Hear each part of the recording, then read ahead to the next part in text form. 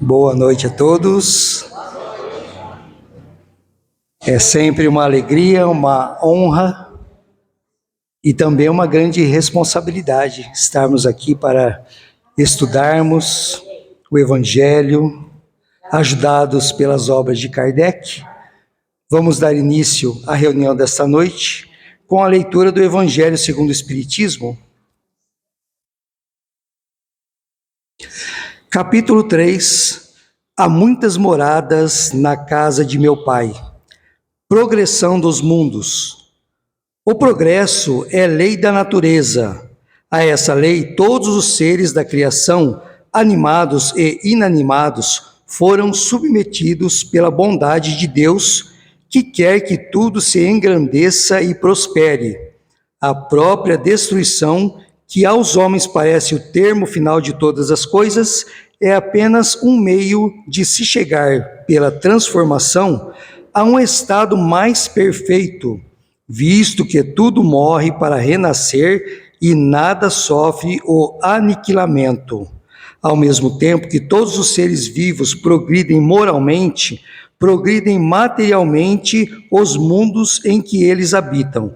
Quem pudesse acompanhar o mundo em suas diferentes fases, desde o instante em que se aglomeram os primeiros átomos destinados a constituí-lo, vê-lo-ia a percorrer uma escala incessantemente progressiva, mas de degraus imperceptíveis para cada geração, e a oferecer aos seus habitantes uma morada cada vez mais agradável, à medida que eles próprios avançam na senda do progresso. Marcham assim, paralelamente, o progresso do homem, o dos animais, seus auxiliares, o dos vegetais e o da habitação, porquanto nada em a natureza permanece estacionário. Quão grandiosa é essa ideia e digna da majestade do Criador! Quanto, ao contrário, é mesquinha e indigna do seu poder, a que concentra a sua solicitude e a sua providência no imperceptível grão de areia que é a terra, e restringe a humanidade aos poucos homens que a habitam. Quem vai conduzir o estudo dessa noite é a Mônica.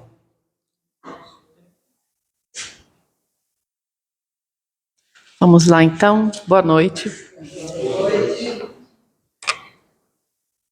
Progressão dos mundos, né? A lição do Evangelho. Vocês acham que o mundo progride automaticamente? Ou existe algo que a gente possa fazer para o mundo progredir ou que a gente deva fazer? É automático, a gente senta, espera e uma hora a gente... Não, né? Precisa do quê? Então vamos fazer uma reflexão hoje que vai levar a gente a entender essa progressão. Eu trouxe como título dessa reflexão a constância. E aí, o que é constância, né? O que é constância? Alguém sabe dizer? Uma coisa que se repete? Ok. Então, a constância, lá no dicionário, ele fala que é a qualidade do que é constante. Se a gente não entende mais o que é constante, a gente vai continuar tentando imaginar. O que é constante é aquilo que vocês falaram, é aquilo que vai se repetindo várias vezes. E para o mundo progredir, não tem como ele progredir tanto fisicamente como nós em espírito, se a gente não fizer o nosso trabalho. E para que a gente possa colaborar para este mundo progredir, nós vamos precisar aprender a constância. Eu vou então aqui contar uma historinha. A historinha é a seguinte, é uma historinha que fala desse menininho, ele chama Kael. No coração de uma cidade vestida de cinzas, onde os dias pareciam todos iguais e o céu pesava como um cobertor de desânimo, vivia Kael. Aí está a carinha dele. Sua rotina era um reflexo do lugar, monótona, previsível e sem cor. A cada manhã, ele olhava para a janela e via que o mundo parecia ter esquecido como sorrir. Os rostos eram passantes apressados. As paredes pichadas contavam histórias de abandono e até as plantas pareciam ter desistido de crescer. Kael sentia um vazio, um eco silencioso e se perguntava: viver é só isso? Até que um dia algo dentro dele mudou.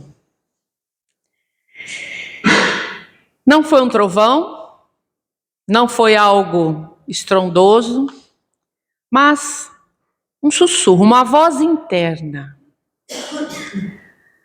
Essa voz dizia para ele que se o mundo não mudava, será que ele não poderia começar a mudar o próprio mundo dele? O pequeno universo que estaria ao seu alcance? E assim, com uma decisão que parecia insignificante, Kael então começa a sua jornada. O que ele fez, primeiramente? Ele acordou um pouco mais cedo para ouvir o silêncio da cidade. E naquele primeiro dia ele encontrou um pequeno vaso com uma planta esquecida e seca, quase sem vida. Com delicadeza ele arregou uma gota e depois a outra. Foi um gesto pequeno, quase invisível. No dia seguinte, ele fez a mesma coisa. E assim, sucessivamente. Os dias foram passando. E aí, enquanto ele regava a planta que ele encontrou, ele resolveu fazer outra coisa, limpar o seu jardim, que estava ali esquecido, parado, cheio de ervas, porque ele teve a iniciativa de fazer isso. Então ele regava a planta e limpava o jardim todos os dias. Mais uma coisa ele resolveu fazer. Ele pegou um caderno velho e começou a escrever. O que ele escrevia ali não era romance, não eram poesias. Eram pequenas frases para ele mesmo. Hoje é um bom dia para começar. A beleza está nos detalhes. Um sorriso pode mudar tudo. E assim Kael fez. Então, ele regava sua planta, ele cuidava do seu jardim e ele escrevia os bilhetinhos que ele espalhava pela própria casa dele. Na geladeira, no espelho, na porta do quarto. Ele começou a mudar o entorno dele. A cidade estava tão caótica e ele se sentia tão perdido ali que, inconformado com isso, ele resolve fazer o quê? Tomar uma atitude. E assim o Kael fez. Por um bom tempo, ele se dedicou a isso. E quando ele saía para andar pela cidade, ele então, mesmo sem vontade de chegar a lugar nenhum, apenas por andar, ele começou a observar aquilo que estava acontecendo na cidade. E cada vez que ele saía, ele prestava atenção nas coisas e aquele entorno continuava cinzento. As pessoas passavam de cabeça baixa, mas ele persistiu.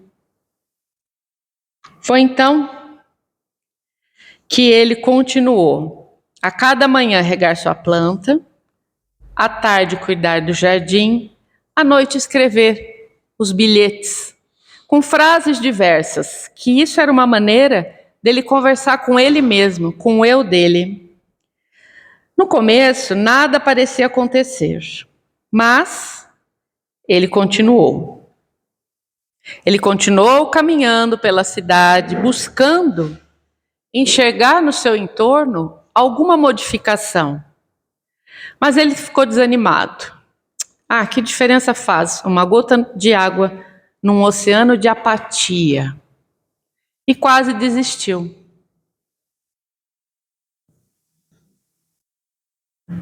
Mas ele teve um ímpeto. Poxa vida, aquele sussurro interno dele, aquela vozinha que falou com ele lá no começo da nossa história, começou a se movimentar de novo dentro dele. E o que ele tinha? Qual que era a única ferramenta que ele tinha?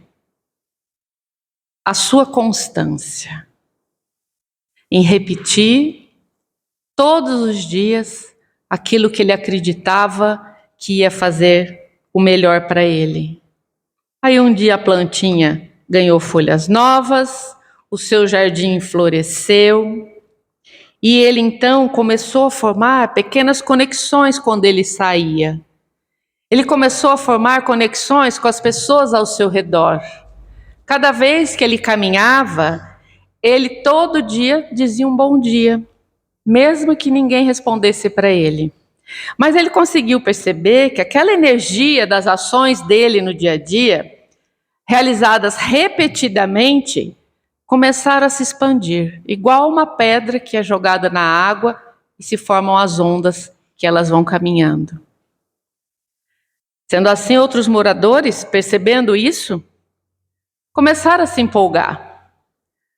Uma vizinha pintou a porta da casa dela de amarelo. A outra vizinha plantou gerânios na janela. E ele, naquelas saídas pela cidade, ele deixava bilhetinhos nas praças, nos bancos. E ele tinha a curiosidade sempre de ver se alguém ia lê-los.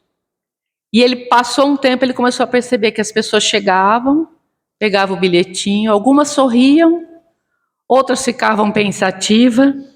E isso foi mostrando para ele que a persistência dele naquilo que ele acreditou estava surtindo algum efeito. Aí eu pergunto, será que a cidade era cinza? A casa dele era cinza? Ou era o interior dele que era assim? Será que nós também não estamos vivendo nesse mundo caótico? Achando que nada vai dar certo, achando que o mundo não vai progredir? E ficamos nos lamentando ao invés de ouvirmos a nossa voz interior, buscarmos esse sussurro que a todo momento se faz presente, é que a gente não consegue escutar. Por que a gente não escuta essa voz interior, essa luz que a gente carrega? Porque a gente está ligado muito no externo, muito naquilo que está no nosso entorno. E a gente então perde a oportunidade de escutar essa voz interior para que a gente possa começar a fazer diferente. Daí, Caio percebeu então o segredo. O segredo era o quê? Que a transformação que ele estava percebendo nasceu da constância das ações dele. E nós, por muito menos, não vai dar certo, a gente desiste. A gente abre mão. A gente não leva adiante porque a gente, só eu vou fazer? Ninguém faz. Pois é. E que sejamos nós, primeiro conosco mesmo, igual ele fez, no mundinho dele, ali na casa dele, ali prestando atenção. Ele começou a sair e ver o céu azul. O céu sempre foi azul. Quem estava acinzentado era a alma dele. E muitos de nós vivemos assim, acinzentados, porque a gente não consegue enxergar o nosso entorno da mesma maneira que a gente não consegue se enxergar. A gente lamenta, a gente reclama, a gente não dá um primeiro passo. E o Caio percebeu então que o segredo da transformação foi a constância dele, da repetição disciplinada dos pequenos gestos importantíssimos, carregados de intenção. Ele tinha a intenção de mudar. A vontade, nós precisamos alimentar essa nossa vontade. Ele não mudou o mundo inteiro, mas ele mudou o seu mundo. E ao fazer isso, o seu mundo começou a mudar o mundo ao redor. Vocês já viram aquela brincadeira? Que eles põem os dominó tudo em pezinho, você derruba um, vai derrubando, derrubando. Nós precisamos ser a primeira peça desse dominó. Se nós queremos um mundo regenerado, se nós queremos ver a progressão deste planeta, muito mais do que fisicamente, espiritualmente, nós precisamos ser o primeiro dominó. Porque a partir do momento que eu tenho uma atitude, o outro vai perceber. E a energia que eu emano nessa atitude vai reverberar. É lei da física. Tudo que a gente oferece, nós vamos receber. Se eu não oferecer um sorriso, eu não vou ganhar um sorriso. Se eu não oferecer um bom dia, não vou ganhar um bom dia. Posso até ganhar porque aquele resolveu ser o primeiro dominó, a primeira peça. Mas eu preciso fazer esse trabalho. Então, a constância dele era regar a planta, escrever as palavras positivas e dar sorrisos. Ele escolheu isso para a vida dele. E ele continua. Quando ele fez tudo isso, ele conseguiu mudar o seu entorno. E aí o seu jardim floriu mais ainda.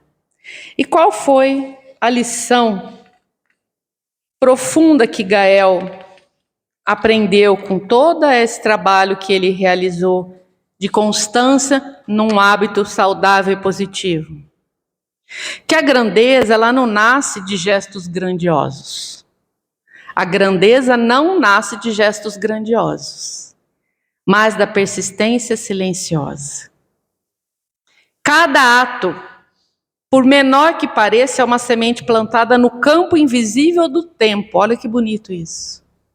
Cada atitude nossa é uma semente plantada nas duas situações, seja positiva ou negativa.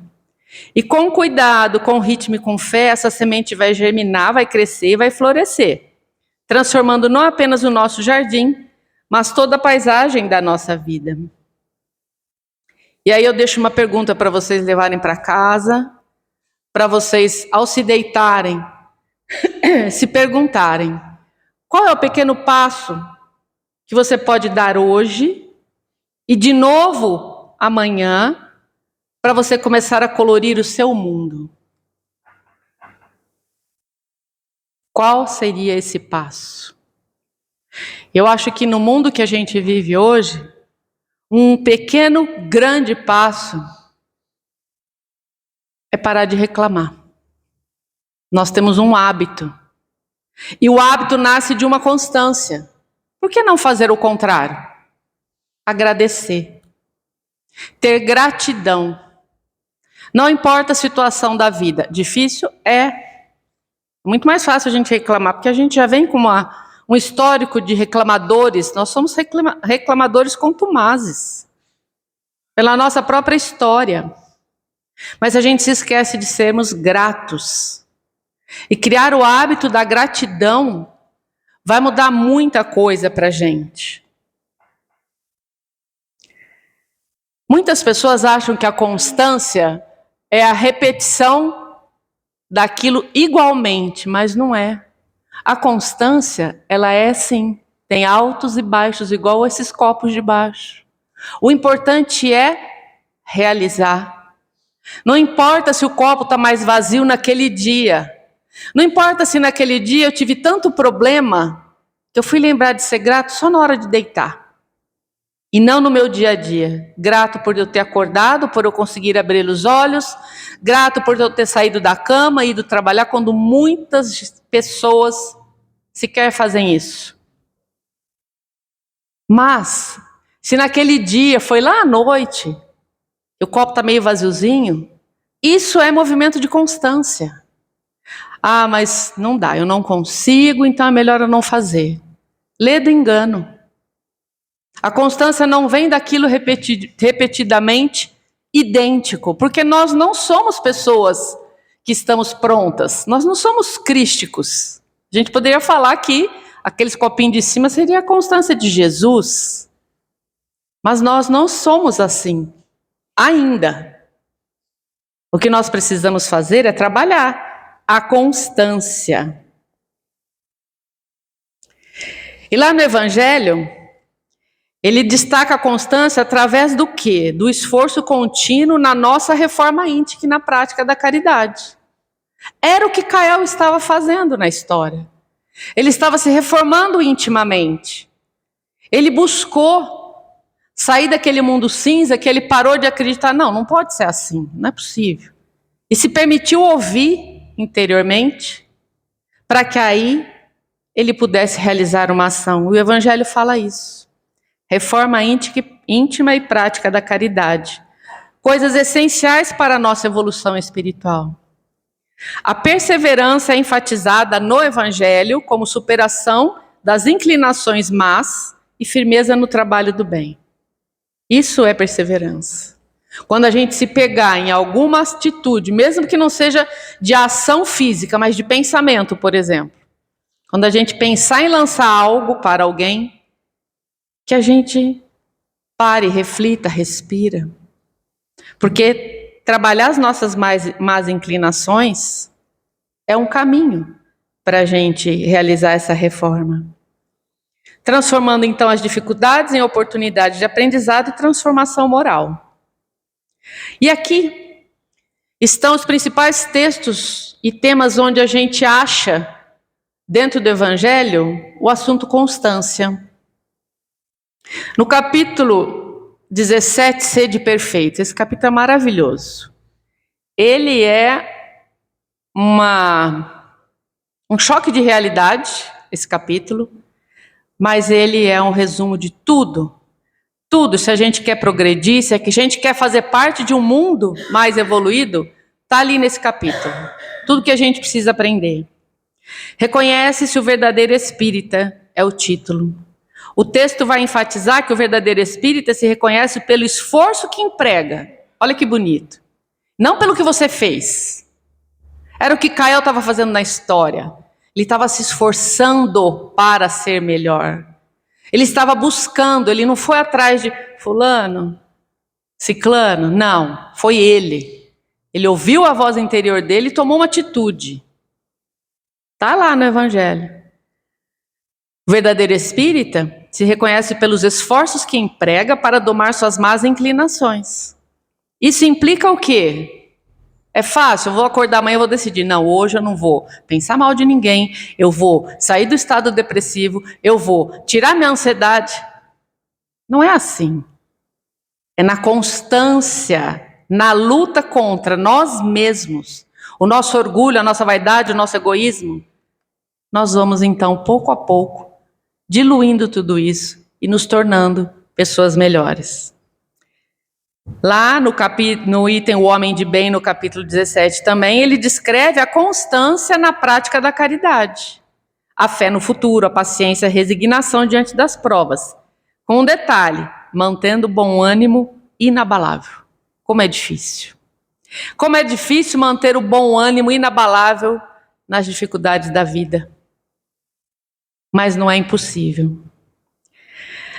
A paciência e a perseverança. Muitas mensagens nesse item, nesse capítulo, reforçam a necessidade de não desanimar diante dos obstáculos da vida. Cultivando paciência, que é o quê? Constância na aceitação das provas. Olha quanto exemplo, quanto título, quanto que o Evangelho nos fala de constância. Será que a gente percebeu quando leu? Será que quando a gente estuda o Evangelho, a gente percebe? E talvez, quando a gente lê uma história, a ficha cai com mais facilidade. No capítulo 5, ação e esforço, a constância é vista como o trabalho contínuo do obreiro cristão sem se deixar abater, agindo para edificar o bem geral.